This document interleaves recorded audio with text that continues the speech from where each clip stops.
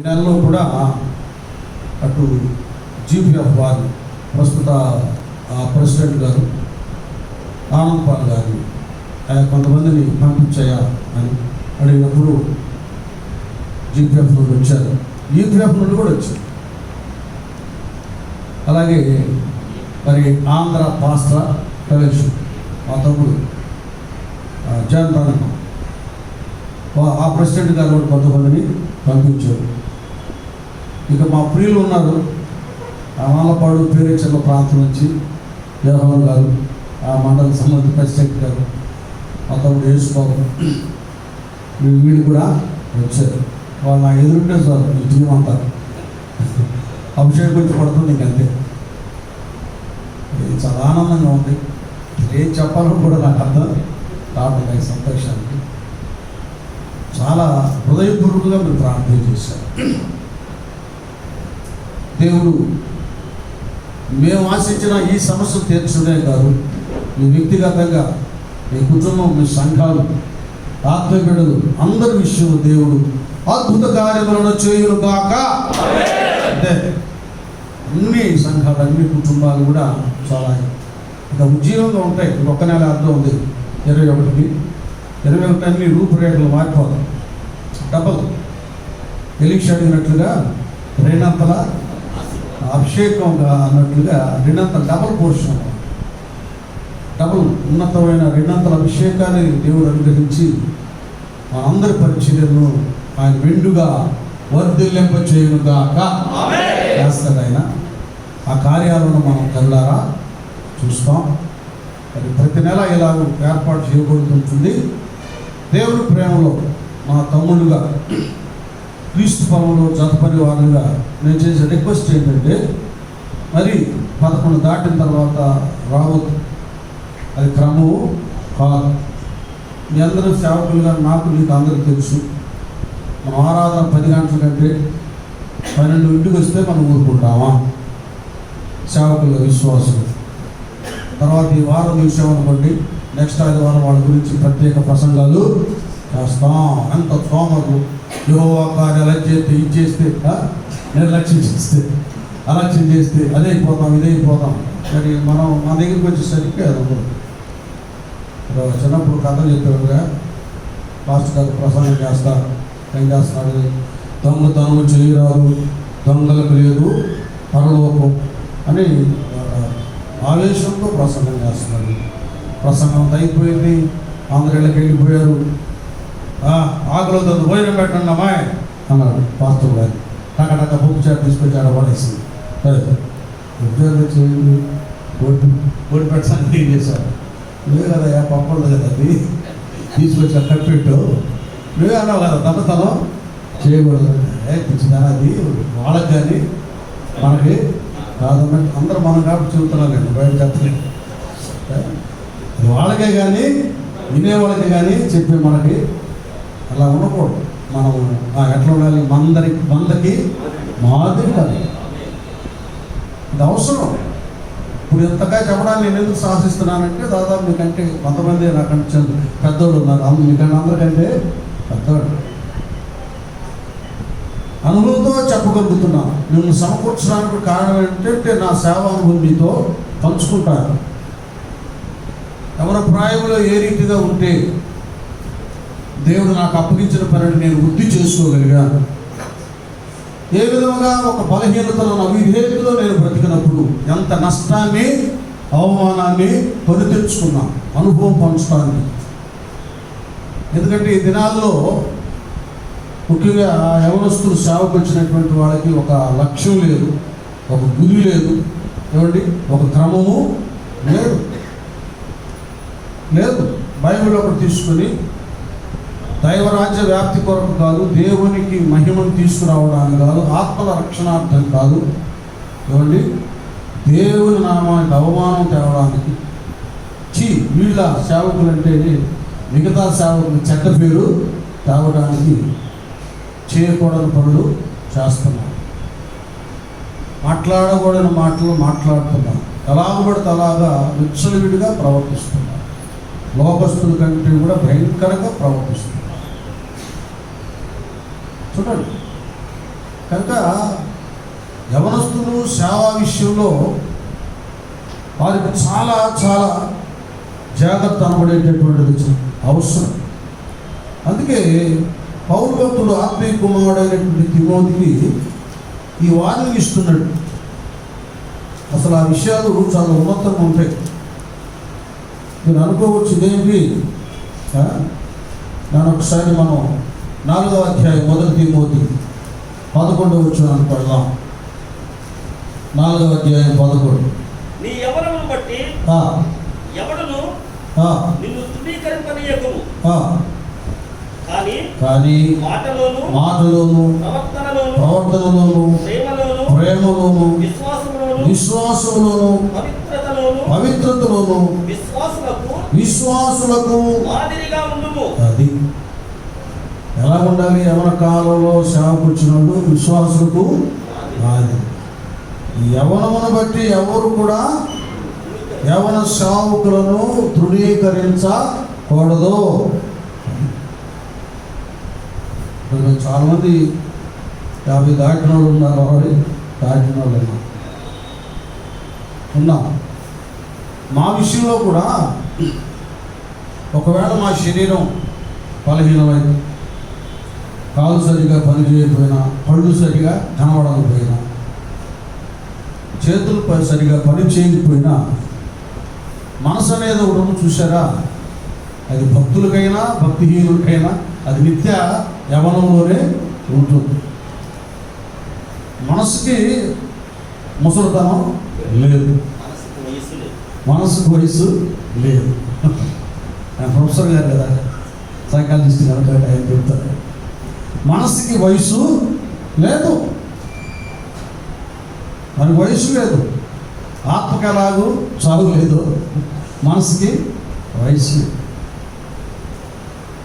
మా విషయంలో కూడా మనసులో ఏదో సామెత ఒకటి ఉంటుంది, చింత చచ్చిన పులుపు సావు లేదండి. ఇవి నేను ఎందుకు చెప్తా ఉన్నానంటే మనకు అవసరం. అసలు విశ్వాసులకే ఒక టైటిల్ ఇచ్చేసాడు పేతురయ్య పౌలయ్య గారు కదా పత్రికలో, పరిశుద్ధులకు వ్రాయినది, ఫలానా సంఘంలో ఉన్న పరిశుద్ధులకు వ్రాయినది. పరిశుద్ధులమ్మా. పేతురైతే ఇంత క్లియర్గా 2:9 చెప్తాడు మొదటి పత్రికలో, మనము పరిశుద్ధ జనమై ఉన్నాం కదా, యాజకులను పరిశుద్ధ జనమునై ఉన్నాం. కేవలం యాజకత్వం మాత్రమే కాదు, పరిశుద్ధత, నిత్య పరిశుద్ధత అనబడేటటువంటిది దైవ సేవకులకు సేవకురాళ్లకు చాలా చాలా చాలా అవసరం. పాత నిబంధన కాలంలో దేవుడు దైవజనుడైనటువంటి మోషేకు ప్రత్యక్ష గుడార నిర్మాణాన్ని చేయించాడు కదా. మరి నిర్గమాకాండం 25వ అధ్యాయం 8లో మనం చూసి చదవడం అవసరం లేదు. ప్రత్యక్ష గుడారాన్ని నేను నీకు చూపించు రీతిగా దాన్ని నిర్మాణం చేయాలి. దానికి ఆవరణము లేక ప్రాకారం, పరిశుద్ధ స్థలము, అది పరిశుద్ధ స్థలం, ఈ 3 భాగాలు ఉంటాయి. ఆ నిర్మాణం కూడా దేవుడు చూపించినట్లుగానే బెసలేలు అనబడేటటువంటి వారి చేత వాటన్నిటిని చేయించాలి. వర్కర్స్ దానికి వాళ్ళే. అక్కడ వారేమో బెసలేలుడు యూదా గోత్రానికి చెందినవారు, అలాగే యాజకత్వాన్ని నిర్వహించేవారు లేవి గోత్రానికి చెందినవారు. 2 గోత్రాలకు ఆలయంలో ఒక ఉన్నతమైన స్థానాన్ని దేవుడు ఇచ్చాడు. ఇప్పుడైతే ఒక కులం కాదు, ఒక గోత్రం కాదు. ఇప్పుడు వచ్చే తిప్పలు ఏంటంటే ఈ కులాలతో కొట్టుకొని వస్తున్నారు. ఒకసారికి వెళ్ళి ఏదో ఆ స్థలం విషయం సందర్భంగా మాట్లాడుతుంటే అక్కడ సేవకురాలు ఉండి అంటున్నారు, ఇక్కడ మాకులాగా కన్వర్ట్ అయిన కదా అందుకని అని చెప్తుంది. ఇట్లాగా ప్రస్తావన. మళ్ళీ ఇటు చూస్తే వీళ్ళిద్దరికి పడదు, వీళ్ళిద్దరికి పడదు. అసలు ఏళ్ళే ఆది నుండి మన చరిత్రలు తీస్తే తెలియచేయాలి బయట. వీళ్ళకి పడదు. ఎవరు అమ్మ ఎవరంట అదే అప్పో అదేదో అబ్బాయి ఎవరంట చూడండి. ఇప్పుడు నా భార్య సాక్ష్యం చెప్పారు. ఆమె ఎప్పుడో రక్షణ పొందుకున్నప్పుడే ఈ సేవలో బ్రతకటానికి సేవకుని చూసుకుంటాను. అది మా కులంలో చేసుకుంటాను నా వల్ల, మా కులానికి వల్ల. అప్పుడు లక్ష్మి గారి సహవాసం కానీ ఐపీసీ కానీ అంటే ఏ సహవాసంలోనైనా ఈ కుల గోత్రాలని ఉండేవి కానీ కావు. ఎక్కడో ఒక కేరళలో బ్రాహ్మణ కుటుంబానికి చెందినటువంటి వారు ప్రభువు నమ్ముకుని దేవుళ్ళు బ్రతుకుతుంటే చేబ్రోల్లో ఒక ఆయన సేవకుడు హ్యాండిక్యాప్డ్ అని చెయ్యట్లు ఉంటుందన్నమాట. దేవుడు ఈ సేవకుని గురించి ఆ బ్రాహ్మణ కుటుంబానికి చెందినటువంటి కేరళలో ఉన్న వాళ్ళతో మాట్లాడాడు.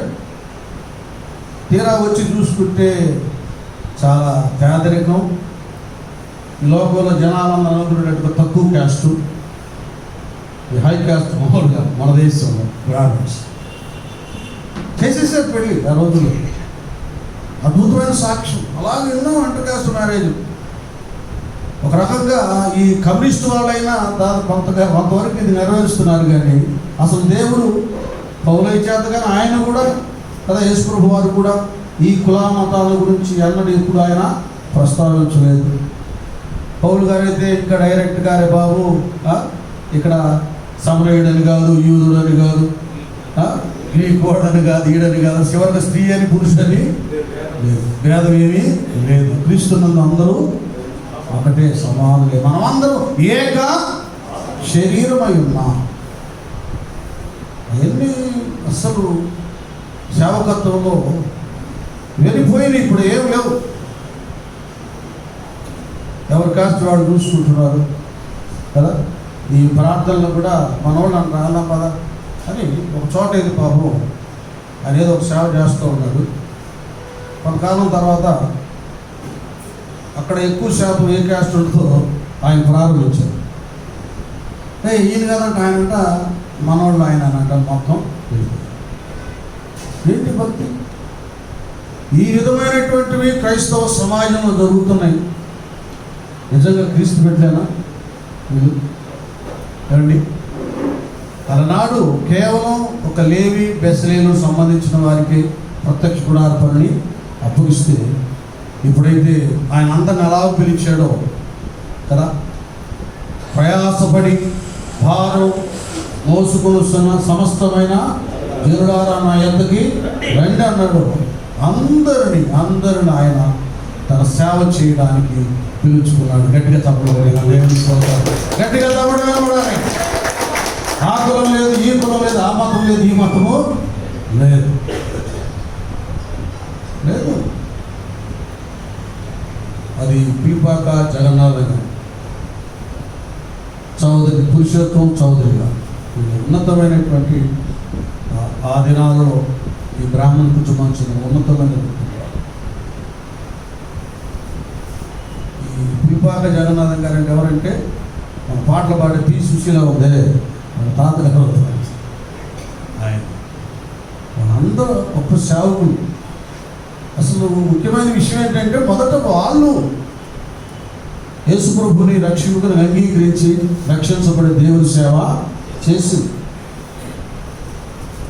తర్వాత దళిత ఆ కాలనీ దగ్గరికి వెళ్ళి ఆ గూడాల దగ్గరికి వెళ్ళి ఈ బ్రిటిష్ నుండి వచ్చిన మిషనరీలు వాళ్ళకి సువార్త చెప్పి వాళ్ళ సమాజం ఎలేస్తే వాళ్ళని ప్రేమించి వాళ్ళకి చక్కగా ఎలాగో వస్త్రాలు ధరించాలో, ఎలాగ శుభ్రంగా ఉండాలో, చదువులు నేర్పించి విద్యాబుద్ధులు అన్నీ నేర్పించి వాళ్ళకి వైద్యం చేసి వాళ్ళని ఆదరించి ప్రభు ప్రేమ వాళ్ళకి చూపించి వాళ్ళ ప్రభువులోకి తీసుకొచ్చారు. ముందు ఉన్నతమైన ఈ లోకంలో లేక మన దేశంలో కాస్ట్కి సంబంధించిన వాళ్ళే యేసు ప్రభుని నమ్ముకున్నారు. మీకు తెలియదు కదా, అందరూ పాస్టర్లు కాబట్టి. మరి అపోస్తుడైనటువంటి తోమా గారు వాళ్ళ మధ్య చేశాడు సేవ.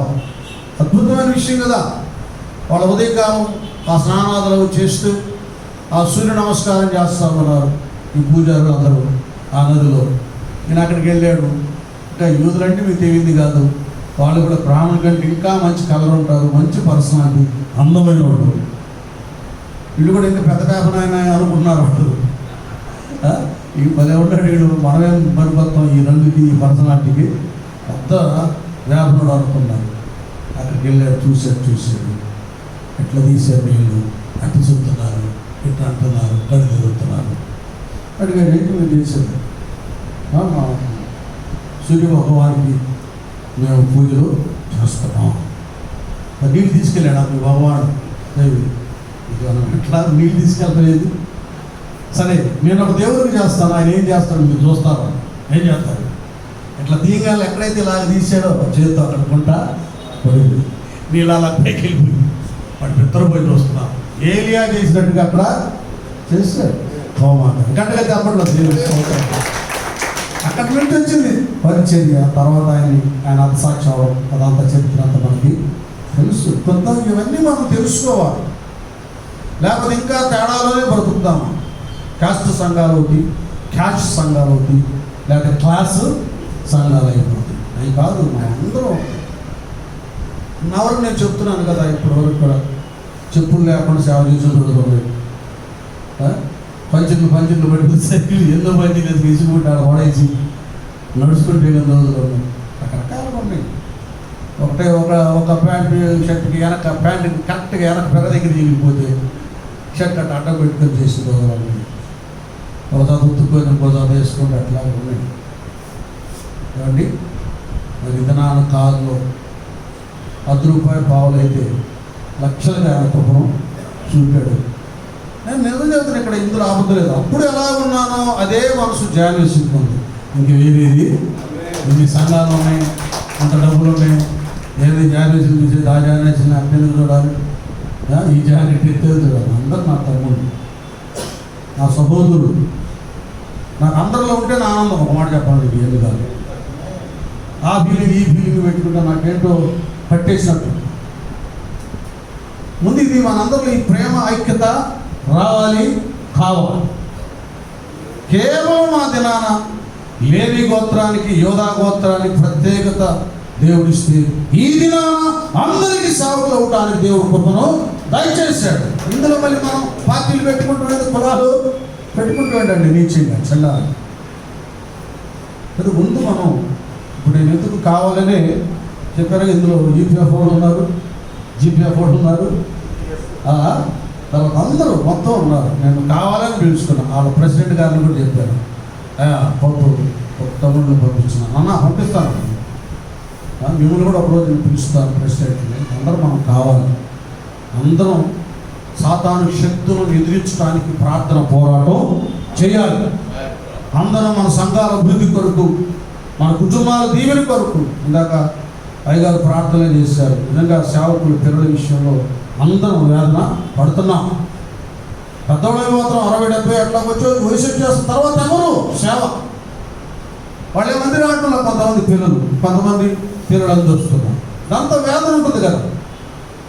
తర్వాత బిడ్డలు ఉన్నతమైన సేవకులు కావాలి. ఈ పోరాటం మనం ఐక్యతతో ఈ పోరాటం జరిగితే కార్యాలు జరుగుతాయి. కానీ కులాలు పెట్టుకొని, మతాలు పెట్టుకొని వాడ ఏందంట 2, 3, 10, 20 అసలు ఏంటి నిశ్చయంగా ముందు అలాంటివన్నీ దేవుడు సేవకుల హృదయాల్లో నుండి పారద్రోలును గాక. దానికి వదిలిపోయి అది పోవాలి మనలో నాన్న. అది పోతేనే మనకు ఆశీర్వాదం వచ్చింది. అది కంచబడాలి. అలాంటి బతుకం మోషేకి ఆ ప్రత్యక్షత అనుగ్రహించబడిన తర్వాత దేవుడు ఎలాగో చేయించాడో కదా, ఆ రీతిగానే ఆ యొక్క ప్రత్యక్ష నిర్మాణాన్ని చేశాడు. ఇప్పుడు అసలు విషయానికి వస్తాం. పరిశుద్ధ సేవకులు ఈ సీనియర్ పాస్టర్ మీకు తెలిసినండి. ఈ ఆవరణంలో ప్రాకారం ఆవరణంలో బలిపీఠము, గంగాళం 2 ఉంటాయి. ఇది చాలా సబ్జెక్ట్, అది చాలా గొప్పగా ఉంటుంది. అది ఎందుకంటే ఐపీసీ ఆయన ఉంటాడు ఎదురుగానే, మన్నాలో చేసిన ఆయన జూనియర్ జర్నలిస్ట్. మేము ఐపీసీ నుండి వచ్చేవాళ్ళం కాబట్టి అప్పుడు మా గురువులు, మా పెద్ద అపోస్తులు ప్రత్యక్ష గుడారాల గురించి ఎక్కువగా బోధించేవారు. ప్రత్యేకంగా క్లాసులు పెట్టేవారు, వినేవారు. వాళ్ళ అద్భుతంగా ఉండే విషయాలు. ఇక్కడ బలిపీఠం దగ్గర ఆవరణములో బలిపీఠము గంగాలో ఉంది. ఈ పరిశుద్ధ స్థలానికి ప్రవేశించబోయేటటువంటి ముందు యాజకులు అందరూ కూడా అహరోను మొదలుకొని ప్రధాన యాజకులు మొదలుకొని మిగతా యాజకు గుంపంతా మందిర పరిచర్య చేసే వాళ్ళందరూ గంగాళ దగ్గరికి వచ్చి ఏం చేయాలి? కాళ్ళు చేతులు శుభ్రంగా కడుక్కోవాలి. ఈ క్లీన్నెస్ శుభ్రం చేయకుండా లోపలికి వెళ్ళాడా సచ్చాడు. శుభ్రం లేకుండా లోపలికి వెళితే సారీ అయింది. ఇది మనం సేవకులు అందరూ గమనించాలి. ఎందుకంటే ఈ ఫెలోషిప్ సమాజంలో నేను చూస్తున్నప్పుడు కొందరు దేవునికి భయపడటం లేదు. పరిశుద్ధ స్థలానికి వెళ్ళేటప్పుడు క్లీన్నెస్ ఎలాగో శుభ్రం చేసుకుంటూ అవసరమైనదో, మన దేవుడు పరిశుద్ధుడు పేదరైనట్లుగా మనం కూడా పరిశుద్ధంగా ఉండాలి. పరిశుద్ధత లేకుండా ఎవరు కూడా దేవుని చూడలేదు. నేను చెప్పేది ఏంటంటే, మనకు పరిశుద్ధత లేకుండా అపవిత్రులమై మన మనోనేత్రాలు ముయ్యబడినప్పుడు దేవుని ఎక్కడ చూస్తాం? దేవుని స్వరం మనకేం అర్థమవుతుంది? ఏమండి, దావీదు గారు ఏమంటాడు? ధర్మశాస్త్రమునందు నీ ఆశ్చర్యకరమైన సంగతులను చూసినట్లుగా నా నేత్రములు కళ్ళు తెరవండి. పాపం మాట మాట్లాడతాను. కళ్ళు ముయ్యబడితే వాక్యంలో ఉన్న యేసయ్యని కనబడ్డావు. అంతే. వాక్యంలో ఉన్న దేవుడు కనబడడు, దేవుడు మాట్లాడడు. పేతురు గారు చాలా బాగా మాట్లాడతాడు. నాకు ఎప్పుడు కూడా నేను మొదటి పత్రికలు చూన్నానా 2వ అధ్యాయంలో చూడండి. ఇది నేను బాప్తిసం ఇచ్చిన తర్వాత బిడ్డలు కూడా ఇదే చెప్తాను. మొదటి పత్రిక 2వ అధ్యాయం. ప్రభువు దయాళుడని మీరు రుచి చూచి ఉన్న ఎడల సమస్తమైన దుష్టత్వమును చూసారా? సమస్తమైన దుష్టత్వమును సమస్తమైన కపటమును వేషధారణను అసూయను సమస్త దూషణ మాటలను మాని కొత్తగా జన్మించిన శిశువులను పోలిన వారై నిర్మలమైన వాక్యమును పాడవలన మనకు కావాల్సిన నిత్యుడు ఎలా ఉండాలి? శిశువుని పోలిన వారు. ఇది ఉంటే చాలా భయంకరమైన సమస్తమైన దుష్టత్వం. చాలా మంది జీవితంలో ఈ దుష్టత్వాన్ని మానుకోరు. కపటమే, వేషధారణ, అసూయ. ఇంకా భయంకరమైందంటే దూషణ మాట. అది ఇది ఈ మాటలు మనం గమనించాలి. నేను మాట్లాడుతున్నప్పుడు చాలామంది సేవకులను గమనించాను. ఒక ఊత పదము రానిది లోకస్తున్నారు. వీళ్ళకు కూడా మాటలు రావట్లేదు. మనము దైవ సేవకురాలమైన మనము అప్పుడేమో ప్రవక్తలు, యాజకులని, రాజులని ఎవరు కాదు ప్రత్యేకంగా. ఇప్పుడైతే ప్రతి పాస్టర్ ఒక ప్రవక్త, ప్రతి పాస్టర్ ఒక ప్రాఫిట్, ప్రతి పాస్టర్ ఒక ప్రవక్తని దిగోరవాలి. అంతే. దేవుడు మన మాటలో పవర్ ఇచ్చాడు. అప్పుడు అభిషేకం ఆ సమయాలలో ప్రవక్తల మీదకి శాంసోను కానీ, నాతాను కానీ, యెషయా కానీ వచ్చేసి ఆత్మచేత ఆవరించబడ్డప్పుడు హిజ్కియాను చావబోతున్నాను యెషయా మాట్లాడటం, నాతాను ప్రవక్త వచ్చి నువ్వు పాపము చేసావంటావు. ఇప్పుడైతే మనము యేసయ్య రక్తం చేత కడగబడ్డాం. ఆత్మ బయట ఆవరించలేదు, పరిశుద్ధాత్ముడు మనలోనే ఉన్నాడు. మాట్లాడున్నది మీరు కాదు కానీ మీ తండ్రి ఆత్మ మీలో నుండి మాట్లాడము. ఎంత ధన్యత మనం పొందుతున్నాం. మనలో ఉంటున్నాడు ఆయన పరిశుద్ధాత్ముడు. మనలో ఉంటున్నాడు. చూడండి, మీకు అందరూ సేవకులకు అనుభవం ఉంది. ఇల్లు దర్శిస్తారు. వాళ్ళ కష్టాలు కన్నీటితో చెప్పుకుంటారు. ఆ వేదన చూడగానే 2 విధాలుగా స్పందన మనలో కలుగుతుంది. ఒకటి భౌతికంగా, మనం వెంటనే బిడ్డలకు ఏదైనా సమయం ఇచ్చినప్పుడు మగ పిల్లలైతే మన కుమారులాగా మన తమ్ముళ్ళలాగా సొంత రక్త సంబంధులాగా, ఆడపిల్లలైతే మన కుమార్తెలాగా తోబుట్టులాగా ఈ భౌతికపరమైన ఈ స్పందన వస్తుంది. రెండోది మనలో ఉన్న ఆత్మ వేదన పెడుతుంది. ఆత్మ ఆ కదలిక, ఆ స్పర్శ టక్మంట టచ్ అవ్వగానే వెంటనే చెప్పేస్తాం, నాన్న దుఃఖపడద్దు, దేవుడి కన్నీటిని చూస్తున్నాడు. హో, దేవుని కొరకు ఏడుస్తున్నావో దేవుడు ఆ సమస్యకు పరిష్కారాన్ని కలుగా. అక్కడ ప్రవక్త ఇంకంతే, ప్రవక్తవి. నేను చాలా పర్యాలు చెప్పాను.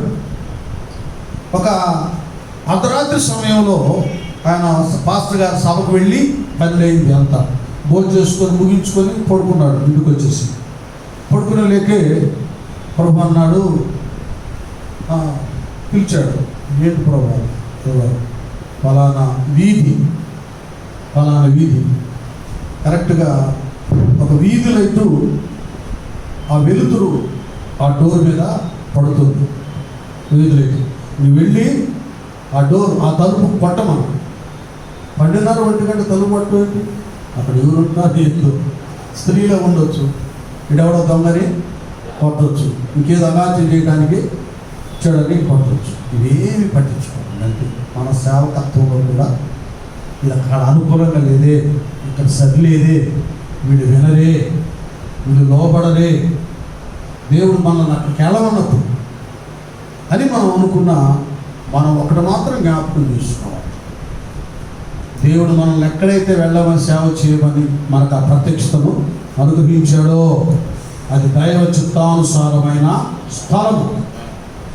ఎప్పటికైనా అది ఇప్పుడు కఠిన కఠోరంగా అడ్డులుగా ఆటంకాలుగా ఉన్న దేవుడు పంపించాడు కాబట్టి యెహెజ్కేలును ఎండిన ఎముకల గల లోయ దగ్గరికి పంపించిన మహా సైన్యం అయిపోయింది, ఎముకలు అయిపోయింది. గట్టిగా చెప్పకూడదా? ఏనా? కాబట్టి సేవలో నువ్వు ఎక్కడున్నా దేవుడు పంపించాడు. ఇంకంతే. మన ఏంటంటే ఒక చోట ఉద్యోగం వచ్చింది, ఆఫీసుకి వెళ్ళాడు. అక్కడ స్కూల్లో టీచర్ అనుకో, పిల్లలు లేరు, ఆయన డ్యూటీ ఆయన నలుగురు వచ్చినా చెప్పుకొని వెళ్ళిపోవాలి. ఎందుకంటే ఆయన జీతం ఆయనకి వస్తుంది. ఇది గుర్తుపెట్టుకోండి, ఆయన జీతం ఆయనకి వస్తుంది. నీతిమంతులు విశ్వాసం మూలంగా జీవిస్తారు. ప్రస్తుతం ఏ విశ్వాసులు రాకపోయినా, ఏ వ్యక్తులు రాకపోయినా, పరిచర్య జరగకుండా ఉన్నట్లుగా ఉన్నా, ఏమంటే 2-3 అయినా నీ శాలరీ నీకు వచ్చింది. ఆడ జనాలు వస్తారు, దశభాగాలు ఇస్తారు, పోషించబడతారు. దేవుడు మనకి చెప్పలేదు కదా. అపాయింట్మెంట్ వచ్చింది, ఆర్డర్ వచ్చింది, జాయిన్ అయ్యాం, జాబ్ చేస్తున్నాం, ఫస్ట్ వచ్చేలాగా మన శాలరీ మనకి వచ్చింది, వస్తుంది. అందుకే శిష్యులతో అన్నాడు, ఎందుకు నాకు ఆలోచిస్తారు? ఆకాశ పక్షులను చూడండి, అవి ఎత్తవు, అయిన వాటికి ఆహారం అనుగ్రహించకూడదు. ఇప్పుడు మన బిడ్డలైనా మనం నిర్లక్ష్యం చేసినా దేవుడు ఏం చేస్తాడు తెలుసా? మనకు వ్యాధో బాధో సమస్య ఏదో వస్తే ఆత్మబిడ్డలు ప్రేరేపిస్తారు. వాళ్ళు వచ్చి మనకు పరిచర్య చేస్తారు, వాళ్ళు వచ్చి మనం తీసుకెళ్తారు, ఆదుకుంటారు. మన పని ఏంటంటే దేవుడు వెళ్ళమన్నాడు, ఇంకెళ్తాడు. ఇందాక మిసెస్ సాక్ష్యం చెప్పారు కదా, చీకటి కాలం అక్కడ పంపించాను ఆశ్వాసం. వాస్తవం ఏంటంటే ఎందుకు చీకటి కాలం వచ్చిందంటే అక్కడ అన్ని రెడ్ లైట్ ఏరియాలో దగ్గరగా చీకటి పనులు జరుగుతుంది. మున్సిపాలిటీ కూడా ఆ రోజుల్లోనే లైట్లు వేసిన మొత్తాన్ని టపా పగల కొట్టేస్తాడు. నీళ్ళు వెళ్తురు కదా, పోలీసు వాళ్ళు కనపడతారు, జనాలు కనపడతారు, ఫోన్లు చేస్తారు, పోలీసు వాళ్ళు వస్తారని పగల కొట్టేస్తాడు. చీకటి కాలం. ఇక్కడ ఆమె 16-17 సంవత్సరాలకు వెళ్ళి అక్కడ సేవ ప్రారంభించిన తర్వాత దాదాపు ఒక 45 మంది రక్షించబడి, దాదాపు ఒక 5 సెంట్లు స్థలంలో చర్చ చేసి అంత అయిన తర్వాత ఇంకా టకటకమని 3-4 ప్రాంతాల్లో అదే కాలంలో చర్చలు పడ్డాయి. ఇప్పుడు అంత మెరుగు కాలేదు, కపడ కట్టలు జరుగుతుంటాయి. దేవుడు చెప్పాడు వెళ్ళాలి. నేనేం చేసిందంటే వెళ్ళిపోయి ఆ రాత్రి వేళ సాగులు ఆ తలుపు టపాటపావని కొట్టిన వెంటనే ఒక స్త్రీ వచ్చి తలుపు అలా తీసింది. దేవుడు ఏం చెప్పాడంటే డోర్ కొట్టమన్నాడు. ఆ పని చేసి వచ్చేసాడు, పడుకున్నాడు. ఉదయాన్నే లేచి మునుపు ఆ దేవుడు రాత్రి చెప్పాడు కదా, వెళ్ళాడు కదా, ఆ సంగతి ఏంటో మనం కూడా అంతే. ఈ రాత్రి ప్రార్థన కోరిక చేస్తూ మళ్ళీ ఉదయాన్నే వెళ్ళి ఎట్లా ఉందో, ఆరోగ్యంగా ఉందో లేదో, లేదా ఆ దుష్టశక్తులు వెళ్ళినాయో లేదో దేహాలు వెళ్తాం ఎలాగో. అలాగే ఆ దైవజనులు కూడా వెళ్ళారు. అయితే అక్కడ మున్సిపాలిటీ లైట్ వెలుగు ఉంది కనుక ఆ ముఖాన్ని నా పాస్టర్ గారు సరి గ్రహించకపోయిన ఆ సహోదరి గుర్తుపట్టేసింది. మళ్ళీ వెళ్ళాడు లోపలికి, పక్కన కదా తెచ్చేవాడు. అమ్మని క్యాక్ చేసింది. వెంటనే వచ్చాయి మా అమ్మ, నేను సేవకున్నాను మా పాస్టర్ కూర్చొని మా రాత్రి ప్రభు నన్ను రమ్మన్నాడు, ఆ తలుపు పట్టమన్నాడమ్మా. చెప్పాలి వాస్తవాలు. ఒక రకంగా మనం మా రీత్యా దైవంగా ఏంది రాత్రి నుంచి తలుపు పెట్టావు, ఏడదంతా నీ మాట చెబుతూ అనుకున్న దేవుడు మాట కదా. ఇంకా మాట అంటుండగానే కళ్ళు విడిచి బుడబడి కన్నీరు విడిచి ఏడుస్తాను. తలుపుకుంటుంది నేనే ప్రభు అలా చెప్పాడు అన్నట్టే అప్పుడు ఏడుస్తాడు. అన్నయ్య, రాత్రి నువ్వు రాకపోతే నేను చనిపోతున్నా. నా భర్త భయంకరమైన త్రాగుపోతాడు. గురువు అప్పులు చేసి అల్లాడిస్తూ ఉన్నాడు, కొడుతున్నాడు, ఇంట్లో ఉన్న వస్తువులను అమ్మేసుకున్నాడు. అప్పులో ఇంటి మీద పడుతున్నాడు. చాలా అవమానకరంగా ఉంది. నాకెందుకు బ్రతుకు చచ్చిపోవాలని నేను పాయిజన్ బాటిల్ తెచ్చుకున్నాను. రాత్రి అట్లాగా దాన్ని తెరవబోతుండగా తలుపుట్టలేక ఉలిక్కిపడి వదిలేశాను. ఆ బాటిల్ పగిలిపోయింది. తలుపు తీసలేక మీరు అట్లా కనపడి వెళ్ళిపోయాడు. నేను తర్వాత ఇట్లా నా పిల్లలు అక్కడ పడుకున్నారు, వాడి తెలుపు చూసి నాకు దుఃఖం వేసింది. నేను ఇది తాగి చచ్చిపోతే నా పిల్లల పరిస్థితి ఏంటి, వీళ్ళ పరిస్థితి ఏంటి, వీళ్ళు అమ్మేస్తాడా బిడ్డల్ని, లేకపోతే వీళ్ళు పెరిగి దొంగలు అవుతారా, లేకపోతే ఏదైనా దుర్మార్గం వైపు ఎత్తుదలైపోతారంటే ఆలోచన నాకు అప్పుడు కలిగిందని. రాత్రి నువ్వు తలుపు పట్టడం చాలా మంచిది.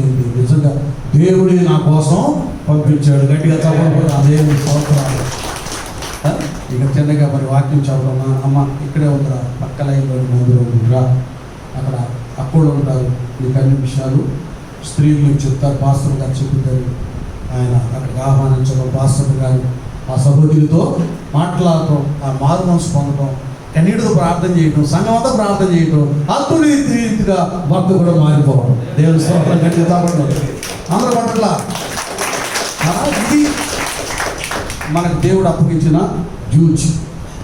మరి అంత పవిత్రమైన వాక్కు కావలసిన మనకి దూషణకు మార్చు. ఈ దూషణ మాటలు, చెడ్డ మాటలు, బూతులు నోకొస్తే మన పెదాల మీద ఉన్న పవరు పోతుంది. మీకు తెలుసా యెషయా గ్రంథం 6వ అధ్యాయంలో, అయ్యా నేను అపవిత్రమైన పెదవులు గలవాడను అంటున్నాను. భయపుట్టింది. అలాంటి వాళ్ళతో నా ఫ్రెండ్షిప్, అలాంటి ప్రజల మధ్య నివసిస్తున్నాను. నానా ఒకటి, మనం నిత్యము పరిశుద్ధత కలిగి ఉండాలి. సేవకుడు తెలుసో తెలియకో ఉద్రేకాలతో ఏదైనా మాట వచ్చినా, ఆలోచనలో చెత్త కదా ఇది, పులుపు ఏమన్నా ముసలోడైన మాట కూడా మనసులో పులుపు వచ్చినా వాటన్నిటిని కడిగి వేసుకోవాలి. పులుపు విరిగిపోయేటట్లుగా ముసలోడమైన మేము విజ్ఞాపన చేయాలి. శరీరేచ్ఛలన్నీ కూడా సరి చేయబడేటట్లుగా యవనస్తులు ప్రార్థన చేయాలి సేవకు. ఇది అప్పుడు మూర్తి గారు, నారాయణమూర్తి గారు పిలిచేవాళ్ళం, వచ్చేవాళ్ళు. ఆ టీషర్ట్లు వేస్తే ఏదైనా కొన టీషర్ట్ వేసారంటే వచ్చి పెద్దోళ్ళు అయినప్పుడు ఏం చేయాలంటే కుర్రోళ్ళలాగా ఇలా టీషర్ట్లు వేయాలి. ఎవరస్తులు ఏం చేయాలంటే పెద్దవాళ్ళలాగా పద్ధతిగా కనబడాలి. అంటే అప్పుడే నేను ఏం చేశాను, అప్పుడు ఎక్కువ మేము కానీ వేసి కానీ లాల్సి పైజాలు ఎక్కువ వేసేసాను. అవి దాటినాక ఈ సఫారీలు, ఈ బొమ్మలు, అదాలు టీషర్ట్లు వేసుకుంటాం. కానీ అట్లాగా లూజు షర్ట్లు వేసేవాళ్ళం, లాల్చి పైజాలు వేసేవాళ్ళం, పెద్దరికంగా కనబడదు. అంటే వస్త్రధరణ విషయంలో కూడా మేము జాగ్రత్త పడేవాళ్ళం.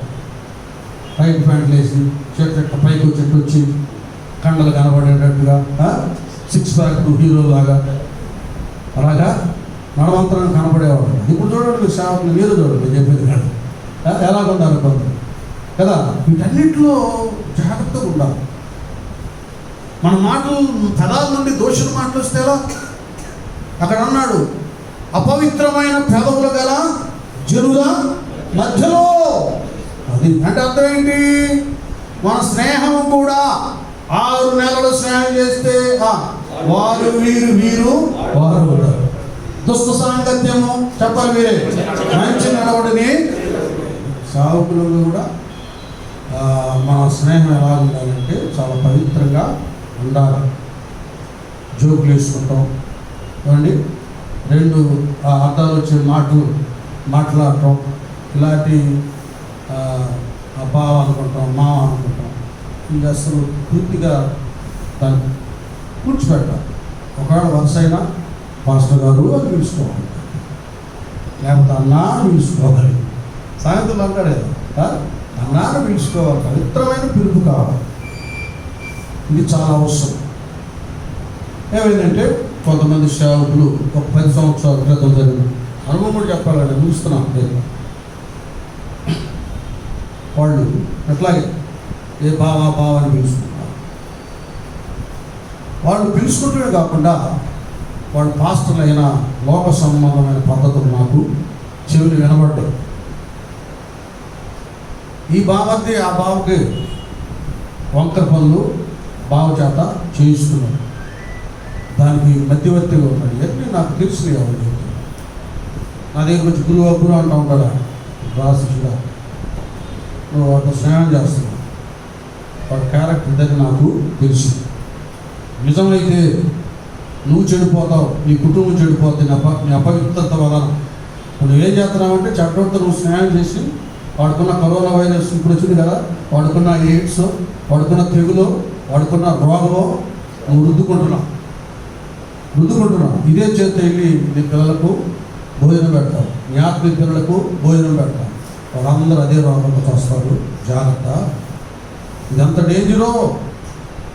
రోగాలతో ఉండే వాళ్ళతో కలిసి ఉంటే ఆ రోగం మనకట్ట తగులుకుంటుందో. ఉదాహరణ ఇది కరోనా వైరస్. అపవిత్రమైన దుష్ట కార్యాలు, పాపపు కార్యాలు చేస్తున్న వాళ్ళతో స్నేహం చేస్తే నీతిమంతులు చేర్చుకున్నవాడు నీతి ఫలం, ప్రవక్తను చేర్చుకున్నవాడు ప్రవక్త ఫలం, ఇలాంటి నీచుడు చేర్చుకున్నవాడు నీచ ఫలం. జాగ్రత్త ఉండాలి. అట్లా ఉంటే నువ్వు మా దగ్గరికి రావద్దు. అది మానుకుంటే మనం కలిసి దేవుడి పని చేద్దాం చెప్పాను. అతను కూడా ఇండైరెక్ట్గా మాట్లాడటం జరిగింది. వాళ్ళ నీచికి పనులు చేయడం మానుకోలేదు. ఎన్ని మార్లు గద్దించినా ఏమైతే లోబడిన వాడు తిరుగు లేక హఠాత్తుగా మరణం వచ్చేసి. వాస్తవం మీకు చెప్తున్నా, మేము భయపెట్టడానికో లేకపోతే వాళ్ళని విమర్శించడానికో కాదు. ఇదంతా నువ్వు నేను జాగ్రత్త పడటానికి. వయసు పెరిగిపోయిన ముసలాళ్ళమైనా మానసికంగా ఏ విధమైన అపేక్ష లేకుండా మనసు పవిత్రంగా, హృదయం పవిత్రంగా ఉంటారు. యవనస్తులైనా మీరు పిచ్చి మీకు ఒకవేళ యుక్త వయసు వస్తే పెళ్లి చేసుకోవాలనుకుంటే వాళ్ళైన కాలేళ్ళ పడి బాగా ప్రార్థన చేసేసే పాదాల దగ్గర పెళ్ళి చేసుకో. దొంగ చూపులు, టక్కర చూపులు, వ్యామోహపు చూపులు చూసి శాపాన్ని కొని తెచ్చుకోవద్దు. ఎక్కడన్నా ఏ ఉద్యోగులను ఎక్కడైనా నువ్వు నటించు, తప్పించుకుంటావేమో కానీ దేవుని దగ్గర నటించేవాడు తప్పించుకొన లేడు. మందసం పడుతుందని పడిపోతుందని ఊరగా చేయబెట్టాడు సత్యం. ఎందుకు తెచ్చాడు? తెల్లలేదు దేవుడు మందసం పడిపోతుంటే పట్టుకుంటే పడిపోకుండా కాపాడటానికి పెడితే అడు చేశాడంటే దానికి ఒక పద్ధతి ఉంది. దానికి మోత కర్రలు ఉన్నాయి. అది యాజకులైనా లేవీలైనా ఆ మోత కర్రలు భుజాన్ని వేసుకొని ముందు ఇద్దరు వెనక ఇద్దరు ఒక పద్ధతులు పోయారు.